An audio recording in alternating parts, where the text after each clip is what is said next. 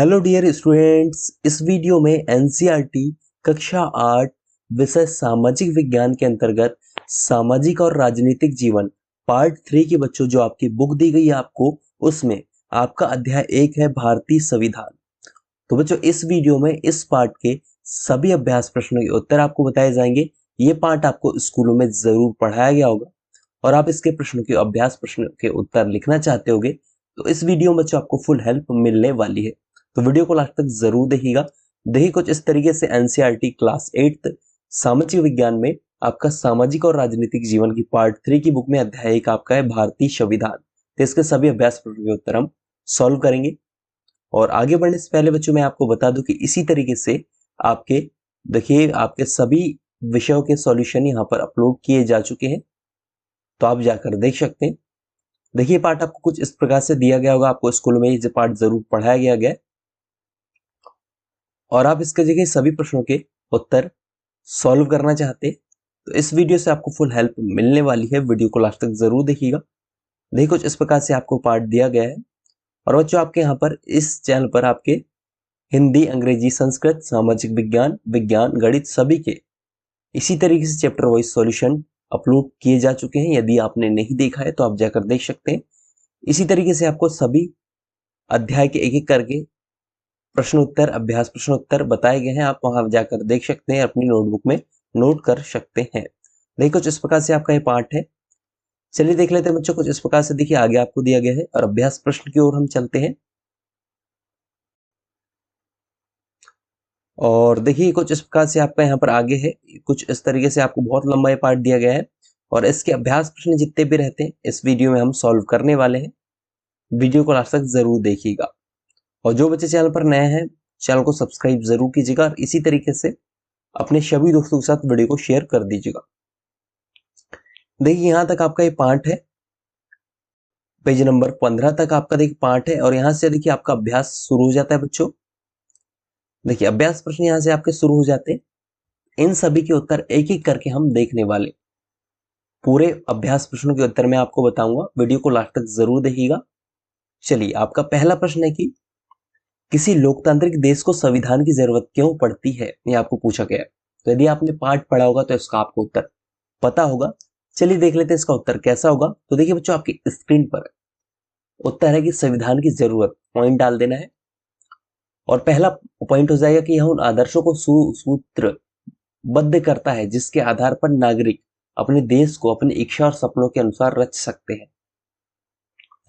इसी में दूसरा पॉइंट हो जाएगा कि ऐसे नियम निश्चित करता है जिसके द्वारा शासकों के हाथों सत्ता के दुरुपयोग को रोका जा सके।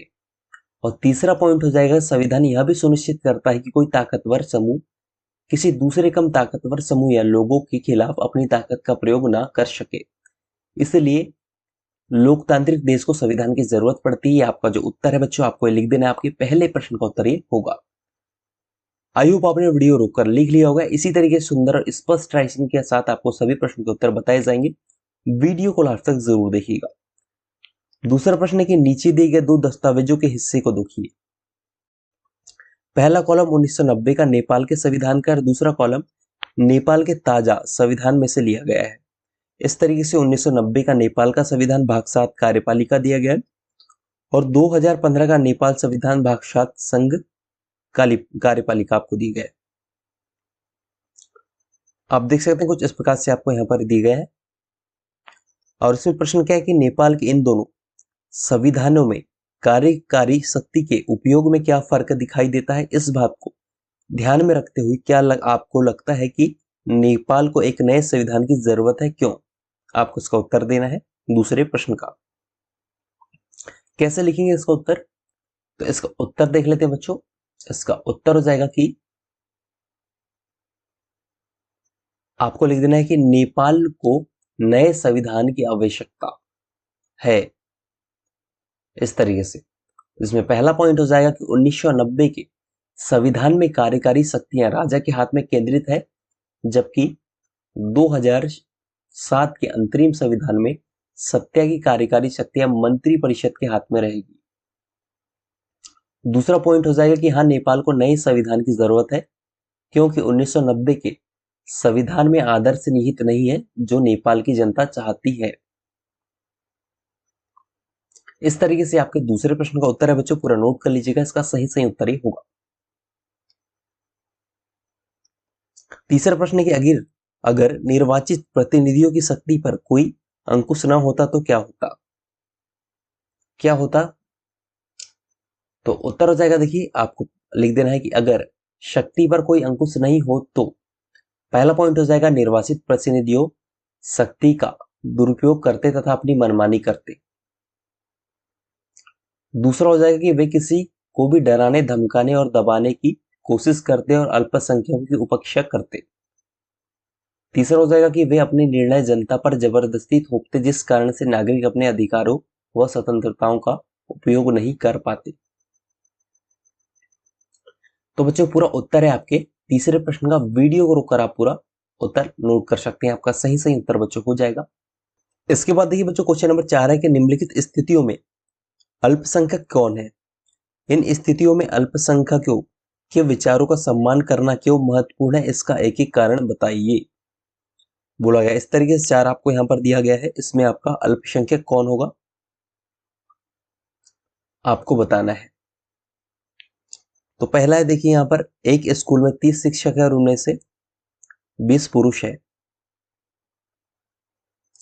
कौन अल्पसंख्यक होगा इसमें आपको बताना है। और दूसरे में देखिए एक शहर में 5% लोग बौद्ध धर्म के को मानते हैं। एक कारखाने के भोजनालय में 80% कर्मचारी शाकाहारी है और गाय की 50 विद्यार्थियों की कक्षा में 40 विद्यार्थी संपन्न परिवारों से है। तो चौथे प्रश्न का उत्तर कैसा लिखना है, देखिए आपकी स्क्रीन पर है पूरा उत्तर। पहले का हो जाएगा महिला अल्पसंख्यक है, महिलाओं के विचारों का सम्मान करना महत्वपूर्ण है क्योंकि वे भी पुरुषों के बराबर योग्यता रखती है एवं स्कूलों में पुरुषों के बराबर ही भूमिका निभाती है। दूसरे का उत्तर हो जाएगा बौद्ध अल्पसंख्यक है क्योंकि उसमें विचारों का सम्मान करना महत्वपूर्ण है क्योंकि भारत में धर्मनिरपेक्षता का पालन किया गया है, इसलिए प्रत्येक समुदाय को अपनी संस्कृति की रक्षा और विकास करने का अधिकार है।